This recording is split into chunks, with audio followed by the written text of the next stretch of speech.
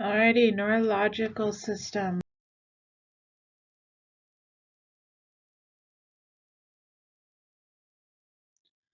So your book goes through an awful lot of anatomy, and I'm not going to spend a ton of time reviewing that because, like at the bedside or whatever the equivalent is for you guys, like it really doesn't matter if you can say, well, the patient's pain is at the juncture of the parietal and occipital like bones or whatever. Like, no, you're going to say they have pain on the side of their head. Like, um, it's important that we have a like general understanding, but it's not necessarily as crucial that you can be like, this, and like name it all like super specifically.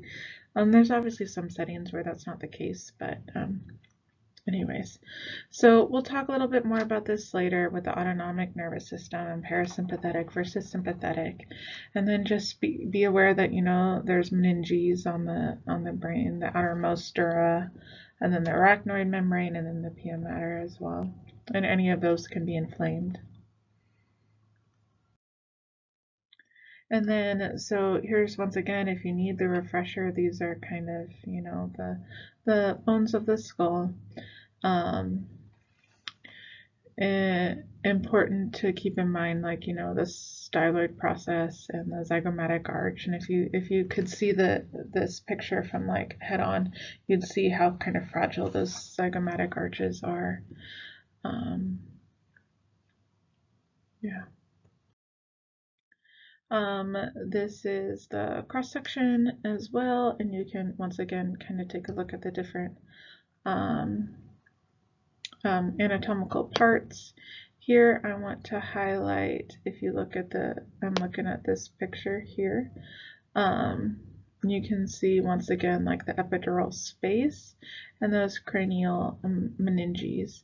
Then also if you just look at it, that there's a little bit of, fluid, like the cerebrospinal fluid in the subarachnoid space. And that kind of, because your brain is essentially like floating in your skull. And if you think about it, if you look like here, there's not a lot of like extra room. It's pretty jam-packed there. And so you can see why, like in a car accident or, on the football field or whatever, if somebody gets hit, like they have, oh, I can't remember the fancy word, but James could help me out here. But they'll have pain, like they'll have brain damage or symptoms like here, but then also on the other side too, because their brain is essentially just bouncing back and forth off of the walls of their skull, because there's not a lot of room for movement. And that's part of why older people are more susceptible for, TBIs and such in car accidents and such, because their brains dehydrate and shrink a little bit. So there's more room for it to bounce, so it can kind of ricochet more and cause more damage. Okay, and so then when you go down into the spinal cord, then you can see here all the fancy spinal nerves and more spaces and such like that. But like I said, it's not like we're gonna ask you to say, okay, what is like, point out the pia mater or the arachnoid mater or the dura mater. It's just, we need to have a general awareness of all these things and where they're at and how it plays a role. This is important to think about, the lobes of the brain and their different functions as well. Okay, and then that also the midbrain goes all the way, is kind of like sitting in the middle of the brain, and that's the brain stem with, the basic life functions, breathing, heart rate, that kind of thing. And then your frontal lobe, like up here, doesn't fully develop until late 20s even. And so there's a lot of extra processing and reasoning and such that a lot of your athletes still need to develop. Okay. Okay, so autonomic nervous system, we're going to talk about this in words first and then in pictures later. Okay, so the parasympathetic nervous system is essentially, think of it like your chillaxing system, okay? So when things are easy, you're not, stressed out, like nothing's really going on, you're sleeping maybe, your pupils constrict because you don't need as much light, your heart rate goes down, the peristalsis, or the movement of stuff through your GI tract, increases, as does like the secretion of gastric fluids and acids and such. And then that's also the urge to expel waste as well. Okay, so the sympathetic, on the other hand, is when you need the ability to run, fight, like whatever in that moment. You need as high a functioning as possible. So your body naturally increases the heart rate and your rate of breathing. It dilates the blood vessels and diverts the blood from the GI tract to the skeletal and cardiac muscles, and then it also dilates your bronchioles and such, so that you're actively able to counteract that. As a little bit of a side note, these systems were kind of like, obviously it was a lot more important when we were maybe like hunters and gatherers, or at different points in times in history when we were more likely to be like actively attacked or need to like run away or something like that. But now, if you think about it, the sympathetic nervous system gets activated in us when we're anxious, when we're trying to take a test.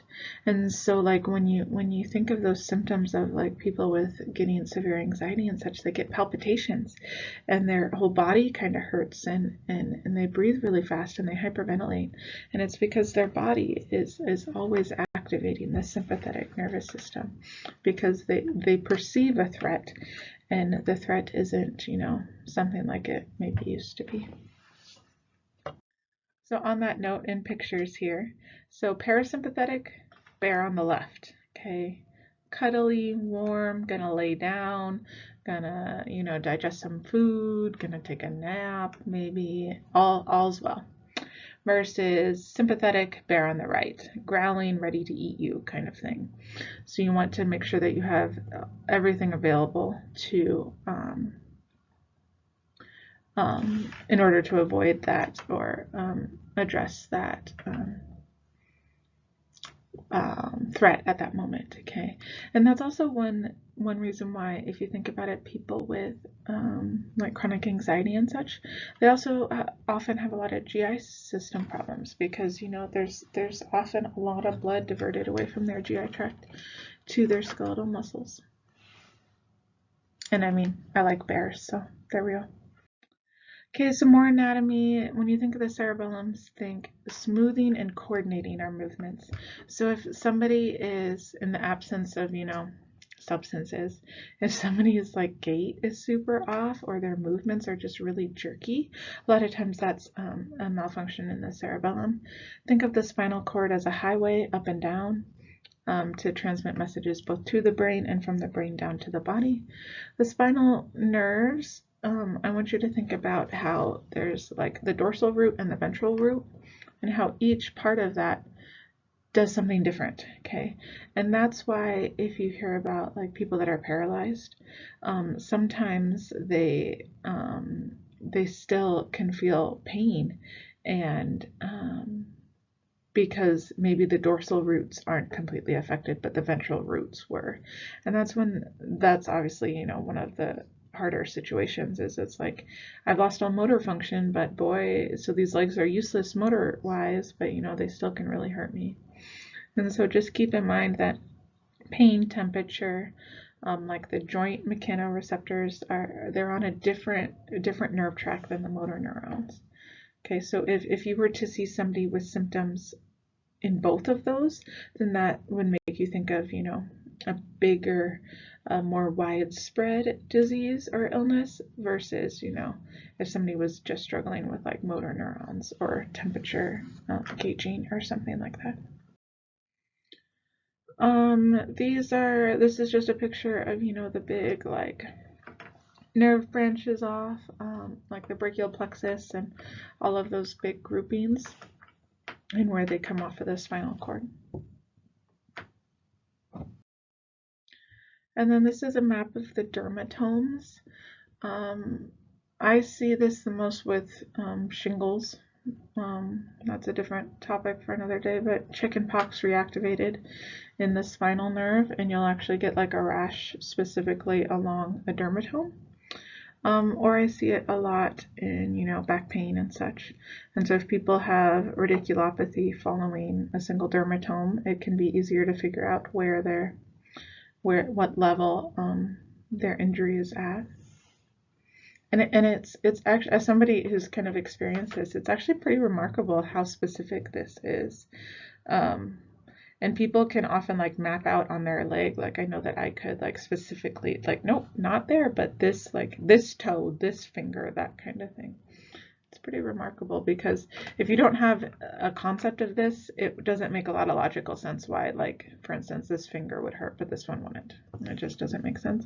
But with the dermatome, these are the spinal nerves at that level innervate that area of the body. I don't know if I said that already. Okay, so when we think of neurologic symptoms, we think of either positive or negative symptoms. Okay, so positive symptoms, think about like your nervous system gone haywire, like maybe it had like a ton of caffeine or something. So it's doing a lot of things it shouldn't be doing, okay?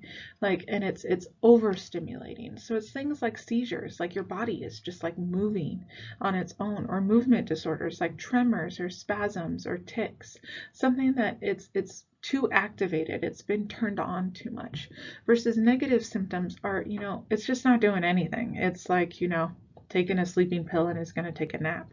So that's when you think of like paralysis or hyposensitivity, or even dementia or aphasia, the ability to, form words and speak and such. So it's important to categorize those that way. Okay, so the physical exam really depends on what the people's or what the person's presenting symptoms are. Some of these I thought were pretty logical. Obviously, if you see a surgical scar, you should be like, hey, what was that about? Sometimes you test sensation over those dermatomes. Reflexes are good to check. Cranial nerves and muscular strength tests can all give you kind of clues into the neurologic system. I do a lot of extra tests like, Romberg's or like pronatal drift or those kinds of things, and James can go through those in a little bit more detail. Once again, cranial nerves, there's 12 of them. There's a lot of different mnemonics to remember them. Some are cleaner than others. And I'll leave that to James to see what specifically he wants to test you on, whether it's, can you tell me what cranial nerve 8 does and how to test for it, those kinds of things. I'll leave that to him. But this is just kind of strict memorization, guys. Just drill it over and over and over again, okay? And so head, neck, shoulders as well are what's innervated. So honestly, I feel like James should lecture on this, because he's more of an expert in it than I am.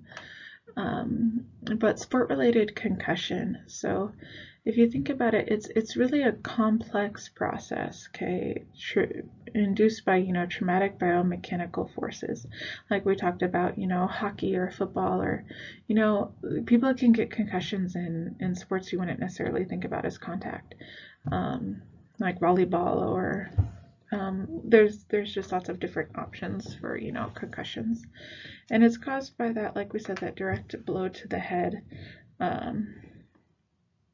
or even face or neck, and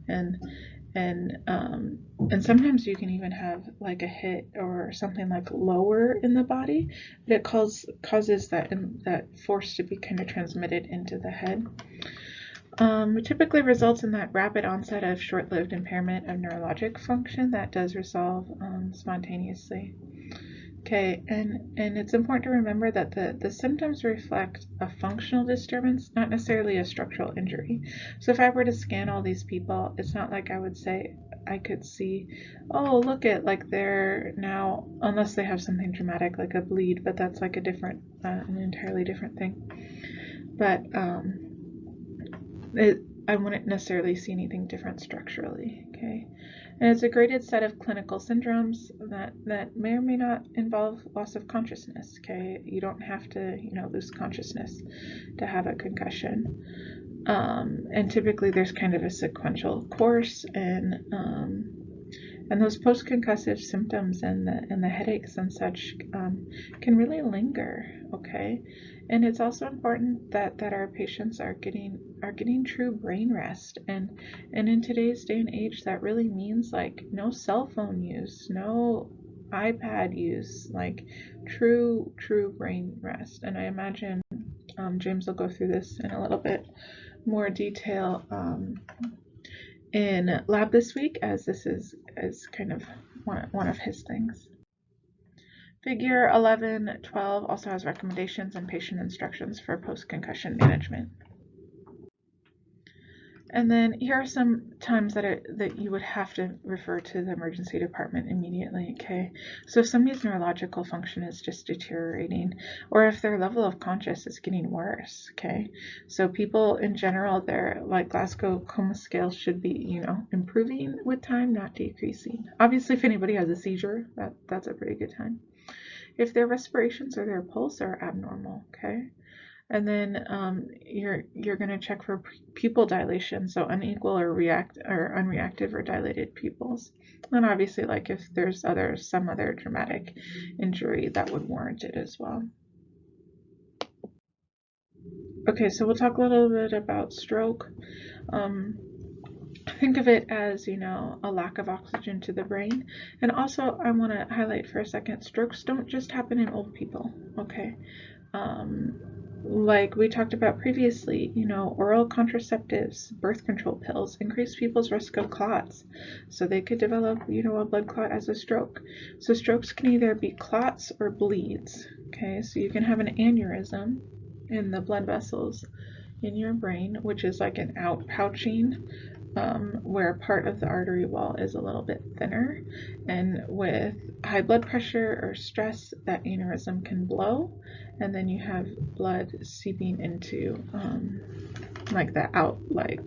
into the brain tissue itself, and that can cause symptoms of a stroke as well. Okay, so clots or bleeds may lead to reversible or irreversible paralysis and other neurologic damage. Okay, and like we said, it's caused by that interrupted blood flow from a blood clot or an aneurysm. A TIA, or a transient ischemic attack, is people call it like a mini stroke, but it's essentially like you have symptoms of a stroke, but they resolve on their own. And so it's not like a permanent blockage, but it means that there's serious issues there, and it's something that needs to be addressed. The fast mnemonic is something that's important when it comes to stroke management. So you think of people's face, you look for symmetry. With strokes, oftentimes the corner of the mouth will droop, or like the eyelid will droop. If you ask somebody to smile, like one side of their mouth will go up and the other side will not. Their arms, when you ask them to raise their arms, like one will be like significantly lower than the other. We typically ask people to repeat a phrase that's common, such as like happy birthday, and their speech is often really garbled. And then the last one is time. Time is so important. Time is literally brain cells. Okay, and there's certain interventions that people are only eligible for within even like 4 hours of symptom onset. So it's super important to know, when were they last seen normal. Okay, so when is the last time we know that they were normal, because that's considered the symptom onset, unless obviously like I'm sitting here in front of you and you witness it happen, but most of the time that's not the case, because there's certain interventions. And it's actually kind of cool. We talked about in a heart cath where they go up and then they can put that stent in to open up the arteries. Well, they can essentially go up through the groin and weave their way up through the vasculature and actually get to the clot and suck the clot out. And it was pretty cool. When I was in nursing school, I was able to watch a guy come into the emergency department with stroke symptoms, complete paralysis on one side of his body, and I was able to follow him to CT scan, and then to this intervention, and I was able to watch them, suck that clot out, and I was able to see him recover like an hour or two later, and he had full restoration of his of motor function. and it was like nothing had ever happened. It was one of the most amazing things I've ever witnessed.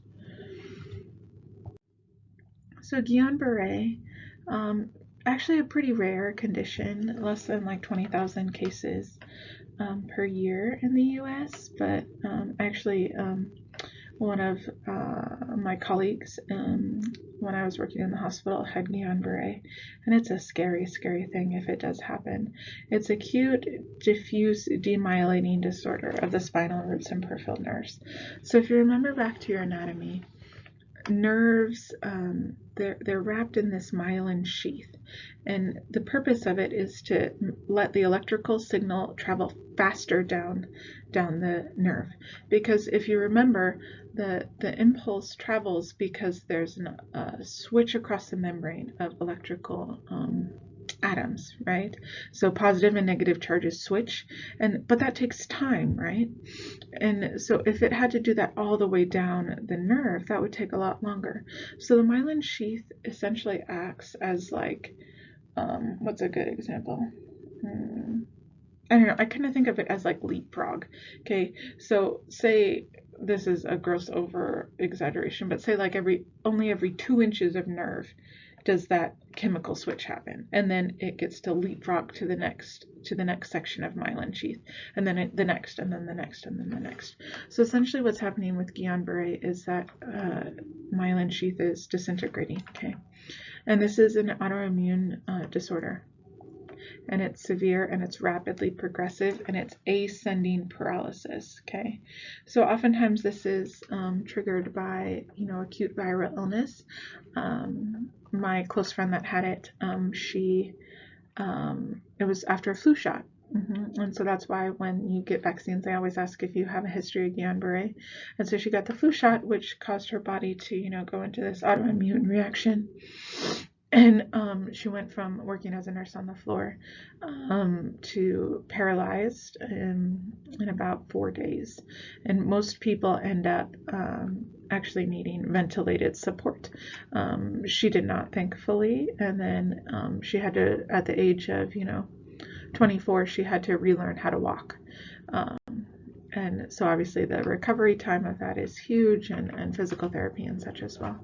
So important to keep an eye out for it, but like I said, actually super rare. So headaches is probably the most common thing that you'll deal with. So there's a vascular headache, which is the like migraines and cluster headaches, which are caused by spasms of vessels in the brain. And then there's the tension headaches, result from that, like just kind of muscular tension. And then obviously there can be headaches from other conditions like eye strain, low blood sugar, stroke, sinus infections, those kinds of things. It's important to note kind of one of those like red flag symptoms. If somebody says this is the worst headache I've ever had in my life, that's a big risk factor for, like stroke or really bad things going on. So if somebody's like, this is the worst headache I've ever had, go to the emergency department right away. And you guys a lot of your patients will be in the age where they could still be developing migraines, but typically people don't just all of a sudden develop migraines. Like if I've never had a history of headaches, it's not like I'm all of a sudden going to get headaches, like migraine headaches. Migraine headaches, some hallmarks are, problems with light, sound, nausea, those kinds of things. Can be worse for women around their periods. There can be identifiable triggers and such as well. Honestly, make sure your patients are drinking enough water. Like that's a huge thing. I see it all the time. I'm like, yeah, you have a headache because you've had, 8 ounces of water in the last 3 days and like 12 Red Bulls or whatever. Another thing I see a lot in teenagers, but is like a cervicogenic headache, because your people are like this all the time looking at their phones, and so they cause increased tension in the muscles back there, and it actually causes this headache to come from the back and forward. These are some of the different like areas of pain that people will describe with their headaches, but it's not always that cut and dry. The tension headaches, people say it feels like, just like a band right behind, like on their head. It feels like it's squeezing. I would say that like migraines, people also complain about pain behind their eye a lot, not just with clusters. So, seizure disorders and epilepsy. So seizure is caused by abnormal discharges of electrical activity in the brain, and it essentially just goes haywire. And your book describes, the outward manifestation could be altered awareness, involuntary movements, convulsions, those kinds of things. But I really want to highlight this altered awareness. Not every seizure is what's called like a grand mal seizure, and that's what you think of stereotypical, like laying on the ground, like shaking. Okay, but seizures can be like absent seizures, meaning like I'm just sitting here and I stare off into space for a minute and I'm not aware of it, but that's what it can look like. And so it can be really hard to figure out over time. Important to think about seizures with the postictal state. So oftentimes after a seizure, people are just so tired because their brain has been like firing like crazy. And so they just get so fatigued. Okay. And so there's, like I said, there's a lot of different things that can result in seizures: brain injury or insult, heat stroke, hypoglycemia, low sodium, alcohol, drug withdrawal. And then epilepsy is that chronic condition. And so I'm going to take this moment to talk about a little bit about substance use and its role in neurologic. So if you think about it, people use uppers and downers, okay? And so if you remember back to, the positive symptoms of neurological issues and the negative symptoms as well, okay? And it's a big struggle when people mix the two together. So people mix caffeine and alcohol, like in your Irish trash cans or whatever. And whenever you see somebody with a neurologic symptom, in the back of your head, you've got to be thinking substance, okay? Whether it could be, like stimulants to try to help get through their tests, or, marijuana is the big one out where I am. It seems like everybody's using marijuana for something. Alcohol, like you can have people that can drink an awful lot of alcohol and not show a lot of symptoms, okay? And then all of a sudden they're in an environment where they can't drink it, and then they go through withdrawals. So it's just an important thing to kind of keep running in the back of your head when you see somebody with neurologic symptoms, okay? Because if you think about it, most people take substances in order to get some sort of feeling, like a neurologic symptom, like either to relax or to get that high or whatever. This is the appropriate recovery position for somebody in a seizure, okay? Because that way if they were to vomit, they're not going to aspirate on it. Don't ever try to put your fingers in their mouth to open their mouth up, because they can clench down and you can lose a digit. Vertigo is that sensation of instability, loss of equilibrium or rotation. It's caused by problems in the inner ear. I'm not sure if James would go through like Dix-Hellpike maneuvers, like those kinds of things, to help tease out what type of dizziness is caused by vertigo versus other kinds of things, but just know that there's some tests available to help with that. Multiple sclerosis. Remember when we talked about that acute demyelination in Guillain-Barre? This is a chronic demyelination, okay? It's often diagnosed in young adults, a lot more common in the Northwest in the US, and it's thought to be because our vitamin D levels are a lot low. Well, common population is young Caucasian females, okay? And it's the gradual accumulation of the plaques of that demyelination in the brain. Okay, it's a really hard disease, and it's a lifelong thing. And some people continue with limited symptoms, but a fair number of people actually lose the ability to, toilet themselves and ambulate.